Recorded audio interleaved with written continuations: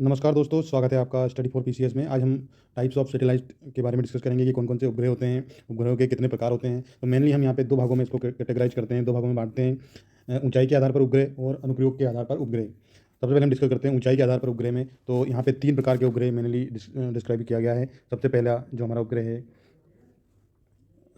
उपग्रह यहाँ पे है, फर्स्ट आप नोट करेंगे, लो अर्थ ऑर्बिट, जिसको हम हिंदी में बोलेंगे निम्न भू उपग्रह। फर्स्ट सेकंड है हमारा मध्य भू उपग्रह, इसको बोलेंगे हम मीडियम अर्थ ऑर्बिट।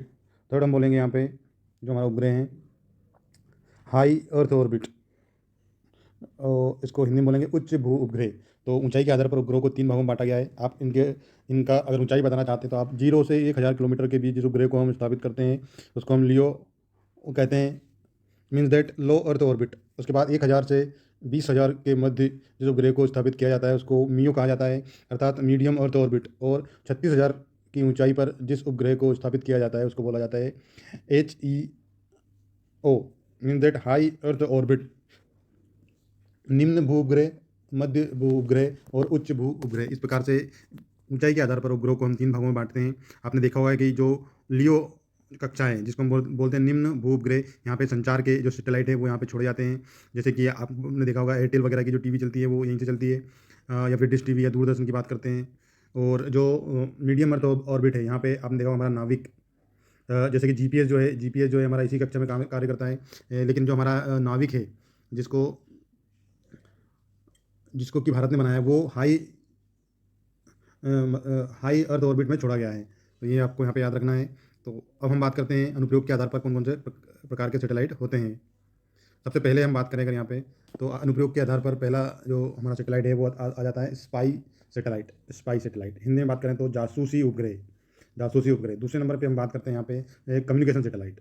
जितना भी कम्युनिकेशन होता है इसी सैटेलाइट के माध्यम से होता है, चाहे वो मोबाइल कम्युनिकेशन हो, चाहे टीवी कम्युनिकेशन हो, किसी प्रकार का कम्युनिकेशन होता है वो इस कम्युनिकेशन सैटेलाइट के माध्यम से होता है। तीसरा होता है एस्ट्रोनॉमिकल सैटेलाइट, या एस्ट्रोनॉमिक, या फिर इसको हम बोल सकते हैं खगोलीय उपग्रह। इसके बाद आता है पृथ्वी अवलोकन उपग्रह। तो ये 4 टाइप के उपग्रह यहाँ पे याद रखना है आपको: जासूसी उपग्रह, संचार उपग्रह, एस्ट्रोनॉमिकल उपग्रह और पृथ्वी अवलोकन उपग्रह। जैसा कि आपको नाम से पता है, जासूसी उपग्रह की अगर हम बात करें, आपसे पूछे तो हमने 2015 में एक हमारा जासूसी उपग्रह छोड़ा था, इसका नाम था रुक्मणी। आपको याद रखना है। संचार उपग्रह हम छोड़ते रहते हैं पृथ्वी की कक्षा में, तो जिसके माध्यम से हमको संचार होता है, जिसके माध्यम से संचार कर पाते हैं। और जैसे कि आपको पता होगा कि हम आकाशगंगाओं की खोज करते हैं, वो हम इस एस्ट्रोनॉमिकल उपग्रह की सहायता से करते हैं। और एक होता है पृथ्वी अवलोकन उपग्रह। जी हाँ, ये पृथ्वी अवलोकन जो उपग्रह है ये क्या करता है, ये पृथ्वी पे जो कुछ एरियाज है उसका अवलोकन करता है। जो पृथ्वी समुद्र का अवलोकन करना हो हमको, या फिर जल चक्र का अध्ययन हमको करना हो, या फिर रिसोर्स सैटेलाइट जो खनिज है का अध्ययन हमको पता करना हो, तो ये सब हम किसकी सहायता से करते हैं? अर्थ ऑब्जर्वेटरी सैटेलाइट या फिर पृथ्वी अवलोकन उपग्रह की सहायता से। पहला हमारा जो IRS-1A जो सैटेलाइट पृथ्वी अवलोकन उपग्रह था, ये हमने 1998 में प्रक्षेपित किया था। तो दोस्तों इस प्रकार से आपको ये याद रखना है। अगर आपसे आ जाए कि सैटेलाइट कितने प्रकार के होते हैं या उपग्रह कितने टाइप्स ऑफ सैटेलाइट क्या है, तो आप बता सकते हैं कि मोस्टली हम इनको 2 भागों में कैटेगराइज करते हैं, ऊंचाई के आधार पर, हाइट के आधार पर, और इसकी एप्लीकेशंस के आधार पर। तो ये दोनों आपको याद रखना है। और इसी प्रकार से अगर आपको हमारा ये वीडियो पसंद आता है तो चैनल को लाइक करना ना भूलें, इसको शेयर करें और हमारे चैनल को सब्सक्राइब करें, ताकि इसी प्रकार के वीडियो मैं आपके लिए और लेके आ पाऊँ। धन्यवाद।